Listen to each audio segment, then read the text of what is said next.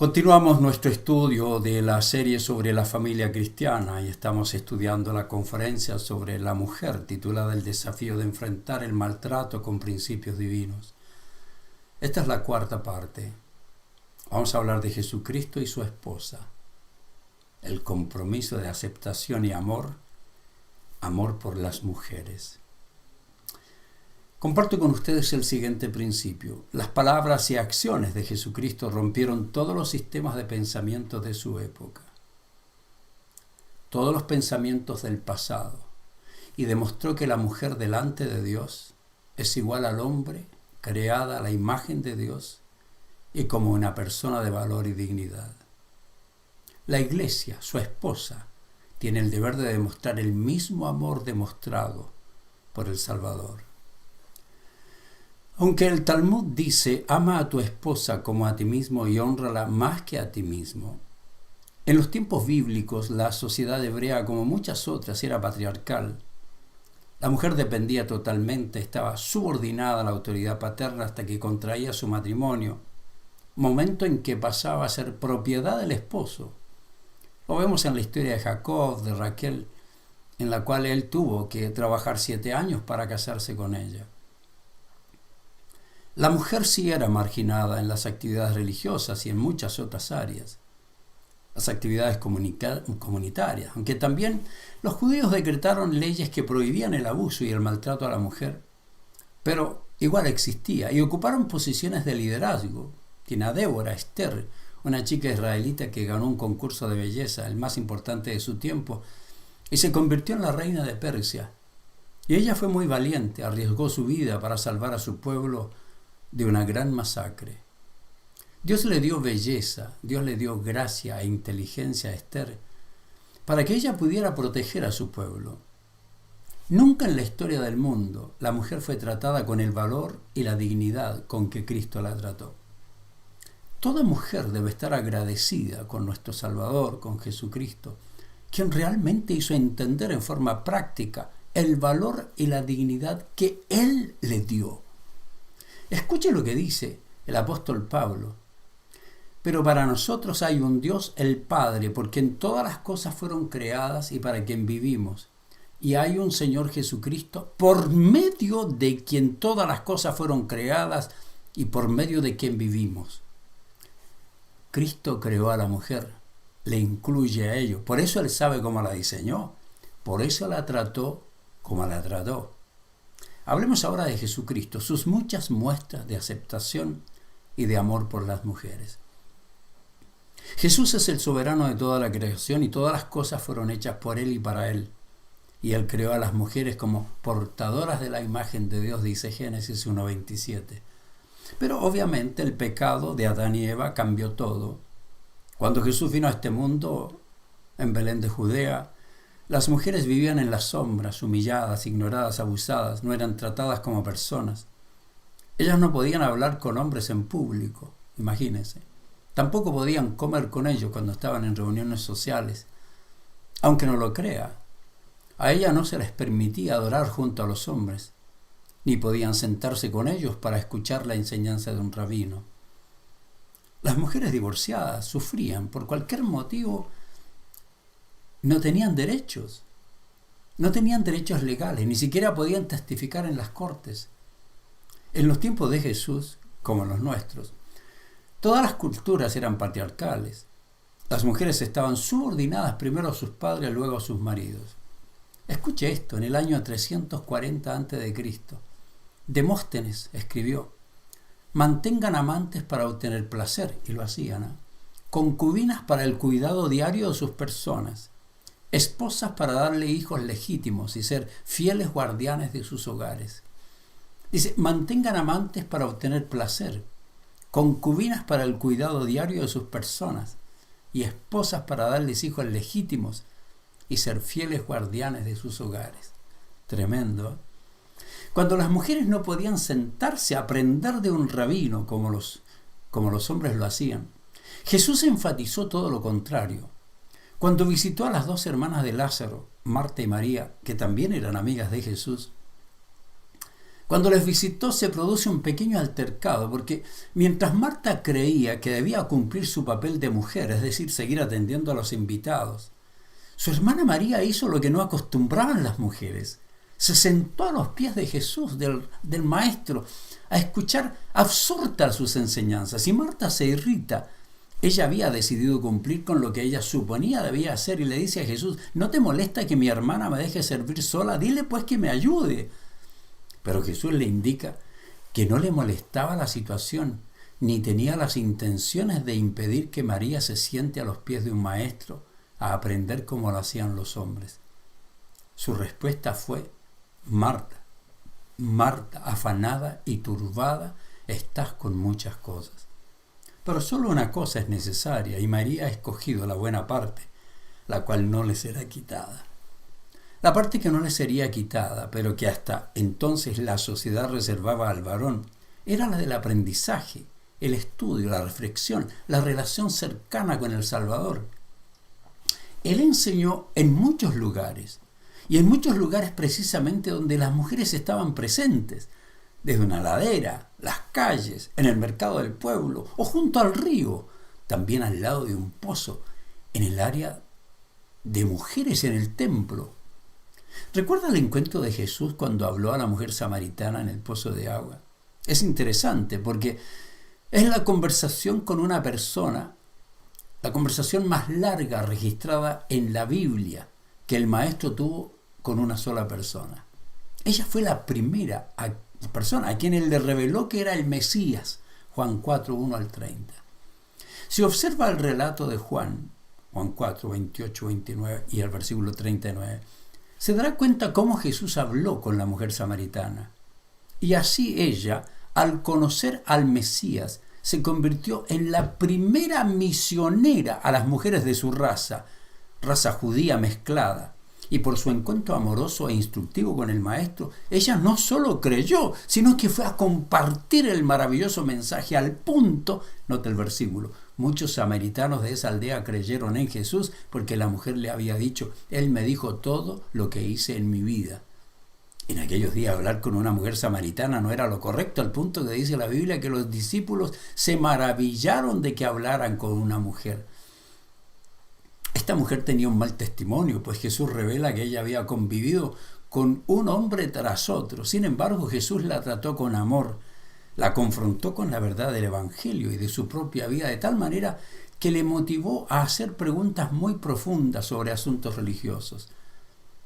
Conocer a un hombre que la amó, que comprendía el abuso, que la comprendió a ella, a pesar de su estilo de vida, fue fundamental para cambiar no solo su vida, sino predicar la verdad y que cambie las vidas de otras personas que conocía. Esto lo vemos en Juan capítulo 4. Jesús también le dio la bienvenida a María de Betania para sentarse a sus pies y aprender. Lucas 10, 38 al 42. Y Jesús invitó a María Magdalena a unirse a su equipo de ministerio, según Lucas 8. Note lo que dice. Llevó consigo a sus 12 discípulos, junto con algunas mujeres que habían sido sanadas de espíritus malignos y enfermedades. Estas mujeres iban con Cristo, entre ellas María Magdalena, de quien había expulsado 7 demonios.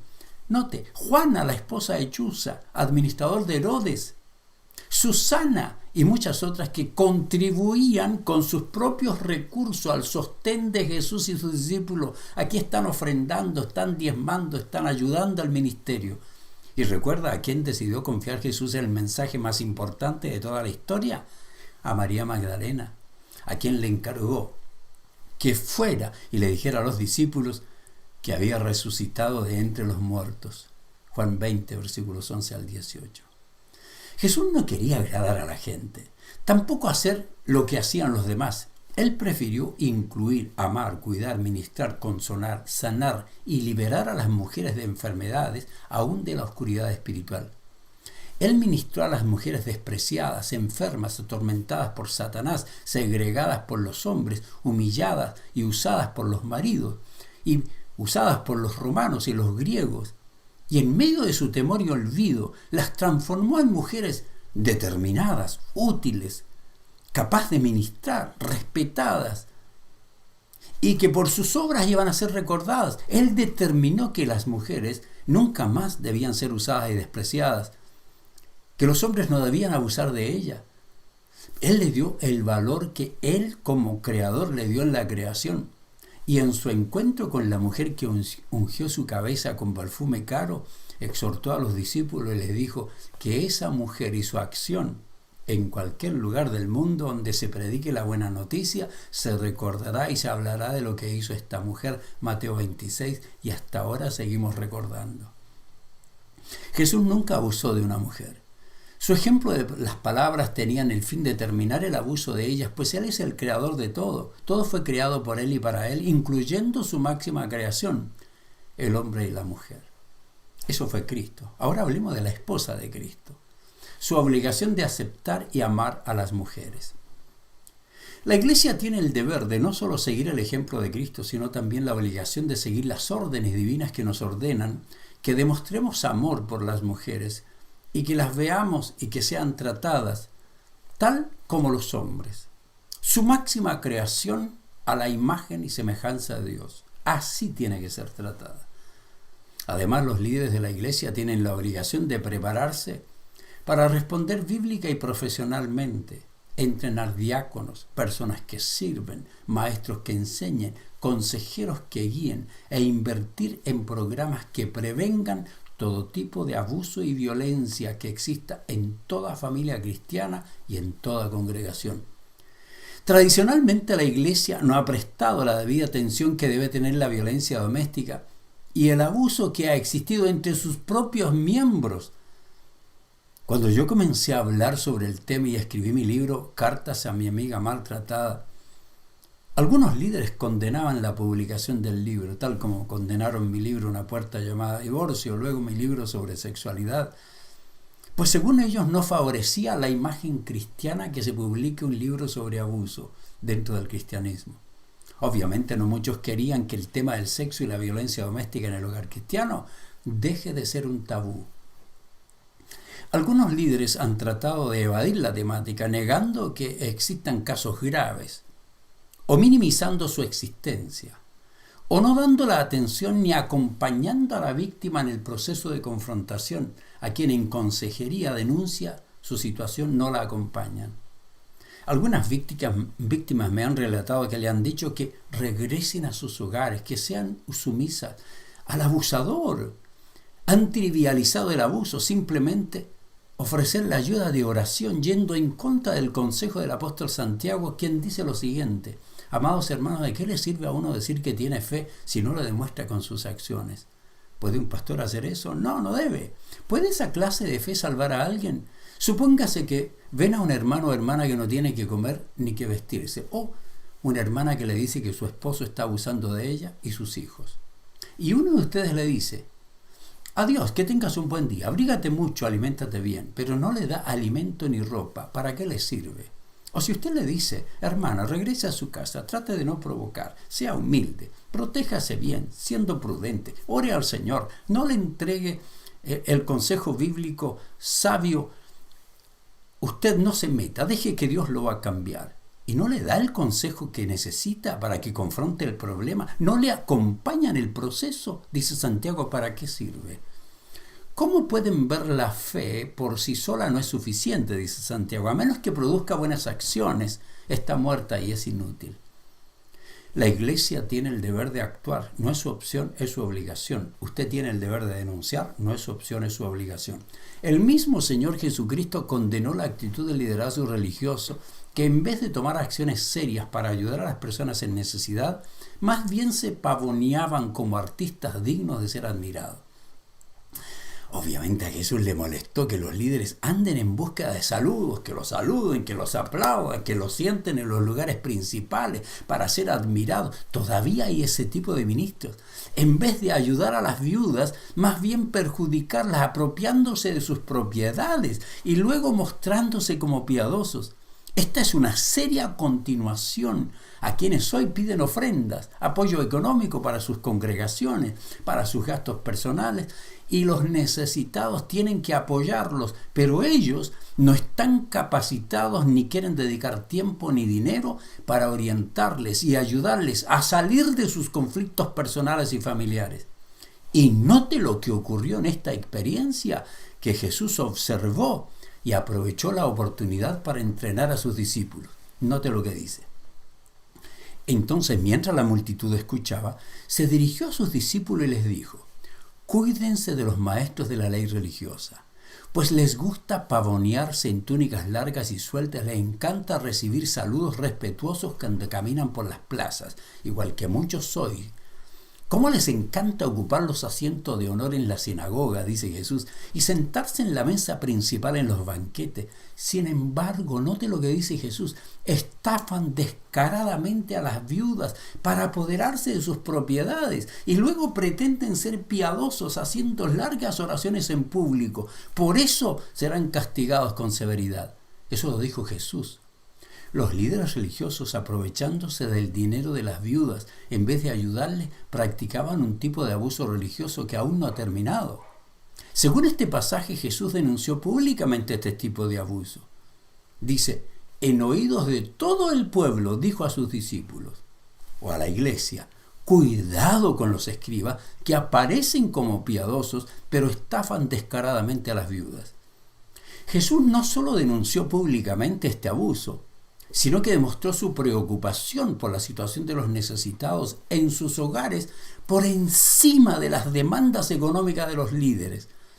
Su preocupación es que esas demandas religiosas de ofrenda no causen cargas innecesarias en el hogar. Que yo no le esté diciendo aquí: hermana, a usted, aunque sea viuda, créale a Dios, mandes. ¡Ey, un momentito! Él dice que tales cargas devoran los hogares o estafan a la gente. La iglesia, sus líderes, deben enseñar y condenar esos pecados. En repetidas ocasiones mujeres me han contado sus dolorosas experiencias, y al preguntarle si habían compartido con sus pastores su realidad, me comunicaron: sí, pastor, pero la esposa del pastor también es víctima de abuso. Jesús condenó ese estilo de vida y le dijo al público y a sus discípulos. Note, entonces Jesús le dijo a las multitudes y a sus discípulos: los maestros de la ley religiosa y los fariseos son los intérpretes oficiales de la ley de Moisés. Por lo tanto, practiquen y obedezcan todo lo que les digan, pero no sigan su ejemplo, pues ellos no hacen lo que enseñan. Aplastan a la gente bajo el peso de exigencias religiosas insoportables y jamás mueven un dedo para aligerar la carga. ¿Cuándo fue la última vez que a usted le dieron conferencias sobre esto, le ayudaron, le enseñaron? Mateo 23 dice eso. Una mujer que es víctima de violencia debe abandonar esa congregación si se da cuenta que sus líderes son expertos adoradores y predicadores, pero en sus hogares viven la misma tragedia del abuso y la violencia, y algunos la practican aún dentro de sus congregaciones, como dice el apóstol, siendo tiranos. Nosotros no debemos permitir aquello. Cuando existe este tipo de abuso y maltrato, el abusador debe ser llamado por el pastor. Si no hace caso, debe ser llamado al liderazgo. Si no hace caso, debe ser denunciado. Esa es la regla bíblica. La iglesia nunca debe permitir que la congregación sea el escondite de personas abusivas, maltratadoras, groseras y violentas, sea hombre o mujer, joven o adulto. La orden divina no solo es abandonar esos pecados, sino también abandonar las relaciones con los que cometen esos pecados. Lo digo yo. Note lo que dice el apóstol: que no haya ninguna inmoralidad sexual, impureza ni avaricia entre ustedes. Tales pecados no tienen lugar en el pueblo de Dios. Los chistes obscenos, note, las conversaciones necias, los chistes groseros no son para ustedes. En cambio, que haya una actitud de agradecimiento a Dios. Pueden estar seguros que ninguna persona inmoral, impura o avara heredará el reino de Dios. Pues el avaro es un idólatra que adora las cosas de este mundo. No se dejen engañar por los que tratan de justificar esos pecados, porque el enojo de Dios caerá sobre todos los que desobedecen. Escuche esto: no participen en las cosas que hace esa gente, dice Pablo en Efesios 5, 3 al 6. La iglesia primitiva mostró cambios importantes en el trato a las mujeres, pues las mujeres anduvieron con Cristo, ministraron con Él, le apoyaron en su ministerio, las trató con dignidad, participaban en la vida de la iglesia, se les reconoció como importantes en la comunidad y en ella, y su liderazgo tenían apoyo, tenían mayor seguridad, igualdad en el matrimonio. Fue Dios el que determinó que exista una jerarquía, no una tiranía en la vida de la familia y del matrimonio. Y debe existir jerarquía tal como existe en los gobiernos o todas las instituciones humanas, pero al estilo divino. Él determinó que exista autoridad y sumisión, porque así funciona su diseño. Aún la Trinidad funciona de esa manera y de esa manera instituyó la familia y el matrimonio. Dios Padre, Hijo y Espíritu Santo son iguales.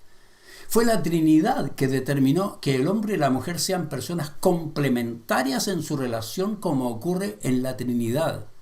Fueron ellos los que determinaron que el hombre y la mujer sean diferentes en sus funciones, así como las funciones de cada miembro de la Trinidad son distintas. Y ese es exactamente el tipo de relación que Dios diseñó, que tenga el hombre y su mujer, como son iguales en valor y capacidad, complementarios en su relación y diferentes en sus funciones.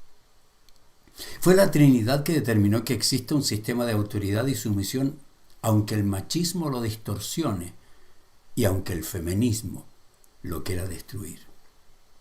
Yo creo que pienses seriamente en esto, porque es precisamente Dios el que quiere que nosotros vivamos este tipo de vida. Escúcheme bien, querida. Ninguna mujer debe permitir, ningún hombre, ningún hijo debe permitir el abuso, el maltrato, los insultos. Debe ser denunciado en la iglesia. Todo pastor debe atender la denuncia. Si las denuncias son serias y graves, tiene que denunciar aún a las autoridades. Pero tiene que tratar el problema, tiene que ayudar a la persona. Tiene que ayudar a la persona a tener las herramientas y acompañarle en todo el proceso, porque eso es lo que Dios quiere. Ahora escuche mi conclusión. El cristianismo, Dios, la Biblia, condenan tanto el machismo como el feminismo, pero no desprecia al hombre ni a la mujer en su intento de que exista la justicia que Dios ordena que exista. La Biblia condena todo acto de discriminación, maltrato, abuso o violencia contra todo ser humano independientemente del sexo que lo practique, y ha establecido un modelo de matrimonio y familia con líneas de autoridad que permiten que el hombre y la mujer, que son totalmente diferentes, tengan una relación de amor que se manifiesta en que son iguales en valor y capacidad, complementarios en su relación y diferentes en sus funciones. La Biblia establece que es pecado el odio entre los dos sexos y condena todo extremismo, incluyendo el machismo y también el feminismo. Querida mujer, ¿está dispuesta usted a vivir como Dios quiere? Como una persona de valor y dignidad. Tiene que hacerlo. No es su opción, es su obligación.